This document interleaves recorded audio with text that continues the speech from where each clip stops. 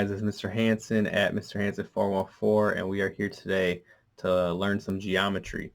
We're going to go through the first lesson in your guys' geo book. It's about segment length and midpoint. So we're going to go through some basic stuff.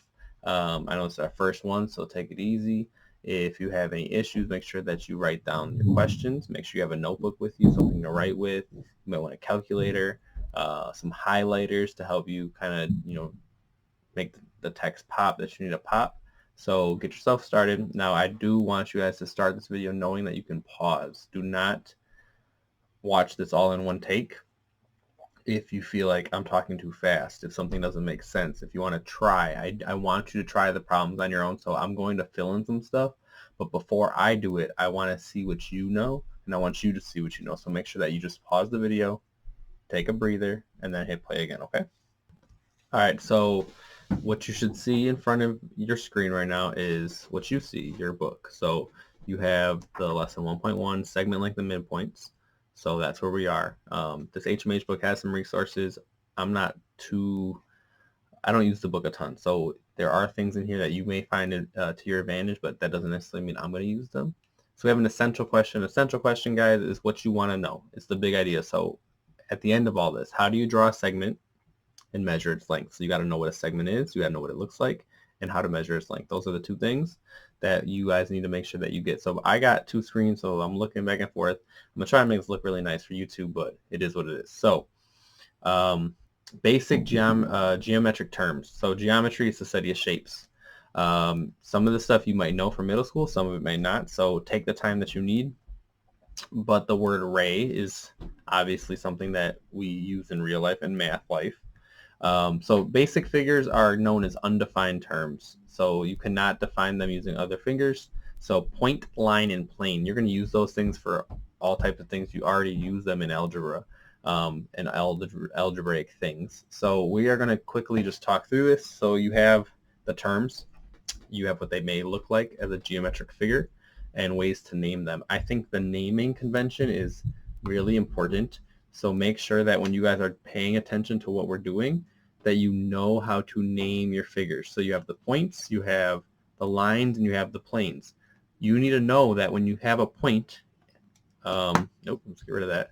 When you have a point, that you can name it with a capital letter. When you have a line is a straight path between 2 points that goes on forever. It doesn't go between them, it extends past. And there's many different ways to name a line, so make sure you guys know that, because order and different things like that can come up and confuse you. And then planes. Planes are just flat surfaces with no thickness. It extends forever in all directions.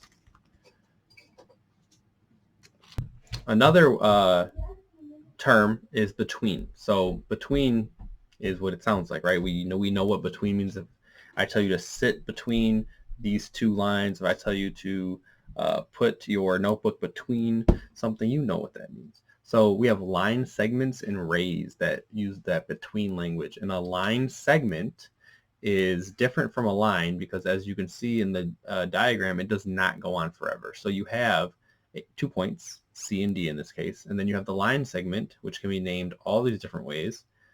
CD, DC, CD with a line over it, and DC with a line over it. Notice that there's no arrows because those lines do not go on forever. An array has direction, which is important. It basically starts at one point and extends on forever in one direction only. So that's why it's different than a line. So you have an opportunity to practice here a little bit. You have the points, and you can use them to make lines, sketch lines, segments, rays, and planes. So pause the video, take a second, and do this on your own. I am going to do this as well. So I just want you to pause this and try first. So after you come back from pausing, you tried it. Hopefully you're just, you're being confident in yourself that you can do that. We're going to draw 2 points. So let's do that. So I got my first point. There's my J. Make sure you label it. And I'll put my other point, K, right there. Then draw a line through them. See that word through? Lines go through and beyond, to infinity and beyond. Shout out Buzz. And yeah, now if you're doing this on paper, where you have the ability to do straight edges. We want straight edges. The lines are straight. But do your best. It is what it is. So that's my line JK, and I can name it as such. Are there any other ways you can name that? If there are, feel free to play around with that. So let's go to the next one. Draw 2 points again, J and K. So here we go. J and K. This time draw the line segment. So I know line segments do not go on forever. They're different from lines. So I'm just going to draw a line connecting the two between them. And I know I can label it, name it as such. And there's other ways, so make sure you know all the different naming conventions of the line segment JK or KJ. For letter C, we're going to draw K again, but this time we're going to draw a ray. Now, before you draw it, ask yourself what a ray does. A ray has a starting point, an origin, and it just goes on in one direction, on and on and on. So we're going to draw the ray, say it goes this way. That arrow at the end signifies that it's going to keep going, and then anywhere along the ray, I'm going to plot J. There's my ray. I can do this all day. Now we're going to do our 3 points. We're going to make a plane. So JKM. Let's get them on the paper. So I got my J. I got my K. Now if I kept going in this direction, I'd end up with a line. We don't want a line, so it's got to be somewhere else. Now I can make lines between J and M, K and M, but that's not all of them. So my plane, not my airplane, looks something like that. It says I can put a script letter, so they use R usually for all reals. I'll use the B here.